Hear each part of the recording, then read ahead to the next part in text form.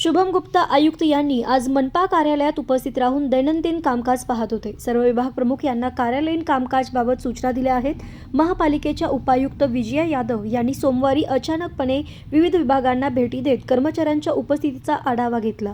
यावेळी अनेक विभागात जाऊन त्यांची प्रत्यक्ष पाहणी केली। तसेच ज्या विभागात कर्मचारी आढळून आले नाही त्या ठिकाणच्या खाते प्रमुखांना संबंधितांवर कारवाई करण्याबाबत सूचना देण्यात आल्या।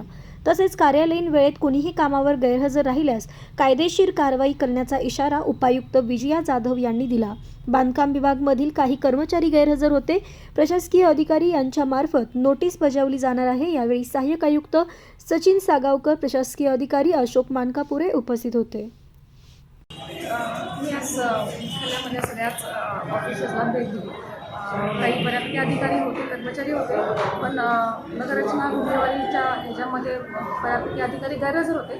सगळ्यांना सक्त सूचना दिलेल्या आहेत। काही मला असं इथं दिलं की काही ठिकाणी मास्टर पण नाही आहे, तर मास्टर त्याची पण शहानिशा केली जाईल आणि वेळेस त्याची दखल घेऊन त्यांना नोटिसेस इश्यू केल्या जातील आणि इथून पुढे शिस्तीचं पालन करण्याच्या सक्त सूचना दिल्या जातील आणि जे बेकायदेशीरपणे आणि बेशिस्तपणे काम करतील त्यांच्यावर कारवाई नक्कीच केली जाईल।